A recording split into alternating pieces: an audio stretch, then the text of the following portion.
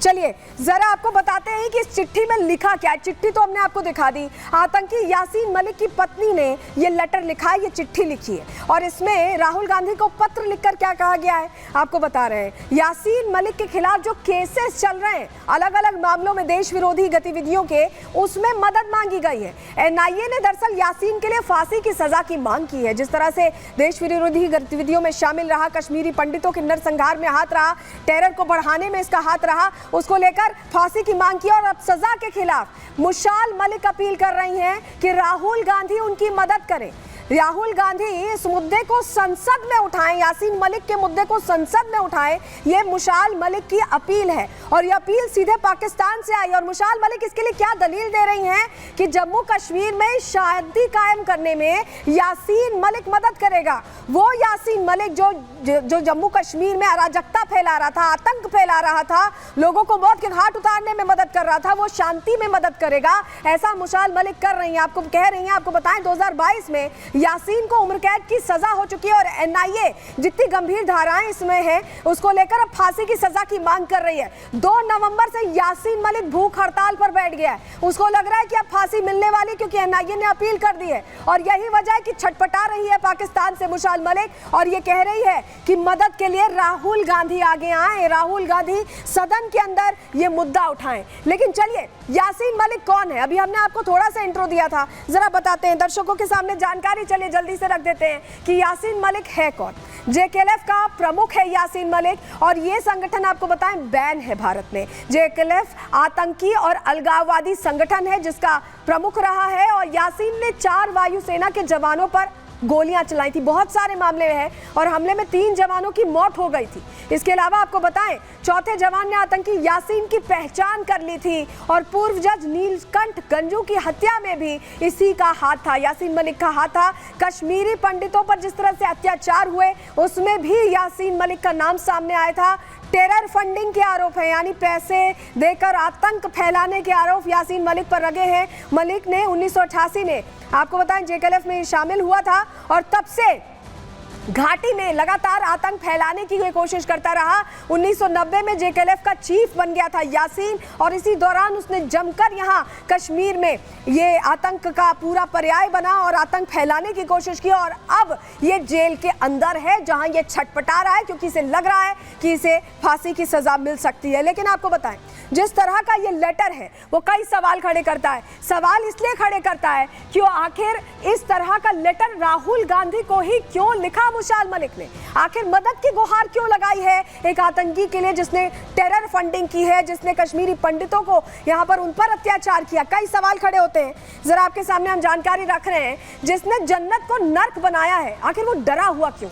प्रश्न ये है, क्या यासीन मलिक को अब फांसी का डर सता रहा है? क्या डर इसीलिए लग रहा है? क्या इसीलिए भूख हड़ताल पर रह रहा है? आतंक फैलाने वाला आखिर शांति की बात क्यों कर रहा है? क्योंकि मुशाल मलिक तो कह रही है कि अगर ये इनको छुड़वाते हैं, इनका मुद्दा उठाते हैं तो ये शांति बहाल करने में मदद करेंगे। अलगाववाद का आका अब सजा से क्या कांप रहा है, क्या डर रहा है? और राहुल गांधी से ही मदद की क्यों उम्मीद है मुशाल मलिक को?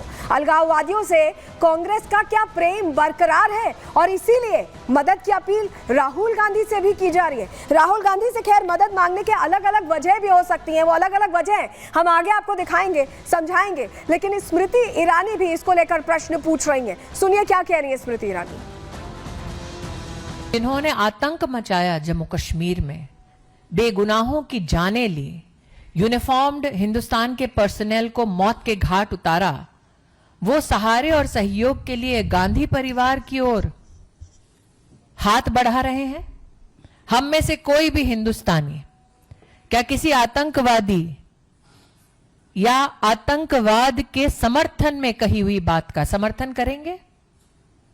क्या किसी भी आतंकवादी का इतना साहस होगा कि आप में से किसी हिंदुस्तानी को संपर्क करके कहे भाई मेरी बात पहुंचा दो देश की संसद में? नहीं, क्योंकि वो भी जानते हैं कि आपके लिए आपका देश सर्वोपरि है।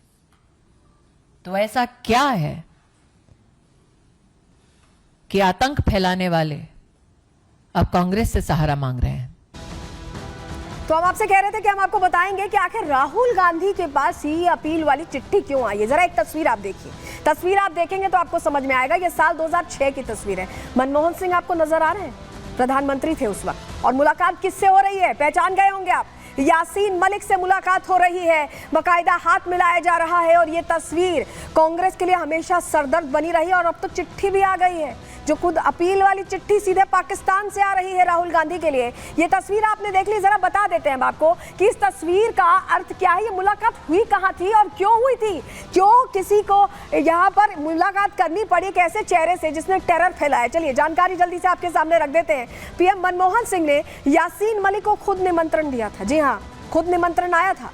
फरवरी 2006 में दिल्ली में ये जो तस्वीर आप देख रहे हैं, ये मुलाकात दिल्ली में हुई थी।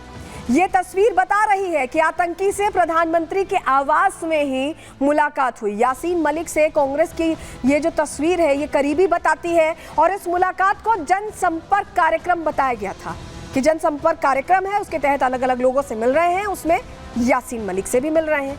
पीएम पर आतंकी को बिरयानी खिलाने के भी आरोप पहले लग चुके हैं, कसाब को बिरयानी खिलाने के आरोप लग चुके हैं। यासीन मलिक और मनमोहन की ये तस्वीर वायरल थी, मुसीबत बन गई थी कांग्रेस के लिए और अभी भी मुसीबत ही है, क्योंकि यही तस्वीर देखकर शायद मुशाल ने वहां पाकिस्तान से चिट्ठी भेज दी है। ये तस्वीर आज भी कांग्रेस के लिए गले की हड्डी बनती दिखाई दे रही है। लेकिन आपको बताएं कि ये एक लौती तस्वीर नहीं है। अगर आप सोच रहे हैं कि यासीन मलिक से मुलाकात हुई है इसलिए मुशाल ने चिट्ठी लिखी है, हो सकता है मुशाल ने और रिसर्च की हो सकता है पता चला हो कि ये जो देश विरोधी लोग हैं उनसे करीबी कुछ ज्यादा ही रहती है कांग्रेस की। क्यों हम ऐसा कह रहे हैं, चलिए जानकारी आपके सामने रख रहे हैं। दरअसल कांग्रेस का हाथ यासीन मलिक के साथ दिखाई दिया। तस्वीर तो हमने आपको दिखाई दी कि कैसे साथ में खड़े थे। और मुशाल मलिक ने इसीलिए शायद कांग्रेस से ही, राहुल गांधी से ही मदद मांगी है। चुनाव में आपने देखा होगा कि कांग्रेस का पाकिस्तान से समर्थन हो रहा था। अलग अलग नेता पाकिस्तान से कह रहे थे कि राहुल गांधी को जिताना है, कांग्रेस को जिताना है। पाकिस्तान से वो आवाज निकल कर आ रही थी। कांग्रेस के नेता जाकिर नाइक के साथ मंच पर, आतंकी जाकिर नाइक याद है ना आपको, जो भड़काता है, मुसलमानों को बरगलाता है, उसके साथ कांग्रेस के नेता मंच साझा करते हैं, गले मिलते हैं, हाथ मिलाते हैं आतंकी से। यासीन मलिक के साथ आप देख चुके हैं पूर्व प्रधानमंत्री को, और जाकिर नाइक आतंकी के साथ भी ये गलबैयां करते हैं। कांग्रेस नेता ने आतंकी को ओसामा जी कहकर भी पुकारा था, ओसामा बिन लादेन, जिसको मौत के घाट अमेरिका ने उतारा पाकिस्तान के अंदर। और वही नेता जो है ओसामा जी कहते हैं। जैसे कि कितनी इज्जतदार हैसियत है उनकी, कितनी इज्जतदार शख्सियत है। जरा ये तस्वीर देख लीजिए, यही वो नेता है जो ओसामा जी कहते हैं और यही वो नेता है जो जाकिर नाइक के साथ कैसे गले मिल रहे हैं, ऐसे गले मिल रहे हैं जैसे पता नहीं कितनी बड़ी अच्छी शख्सियत कोई आई हो। आतंकी है जाकिर नाइक, ये शायद भूल जाते हैं नेता। और यही वजह है कि कांग्रेस को देश विरोधी लोगों के साथ ये जो करीबियां हैं, शायद यही वजह है कि मुशाल मलिक ने ये चिट्ठी जानबूझकर लिखकर भेजी है कांग्रेस को, राहुल गांधी को। तो तस्वीर हमने आपको दिखा दी जाकिर नाइक के साथ, आप देख पा रहे हैं यहाँ दिग्विजय सिंह को। अब आपको ये भी बता देते हैं कि मुशाल मलिक जो बोल रही हैं कि शांति ले आएंगे यासीन मलिक को अगर बाहर निकाला गया तो, जरा कौन है उनको भी सुन लीजिए और समझ लीजिए। मुशाल मलिक ने कांग्रेस से मदद मांगी। यासीन मलिक की पत्नी है, आपको बता रहे हैं पाकिस्तान में रहती हैं, पाकिस्तान में ही मुशाल का जन्म हुआ है। और यासीन से 20 साल छोटी है मुशाल मलिक, जो कि अब गुहार लगा रही है, मदद की गुहार लगा रही है राहुल गांधी से।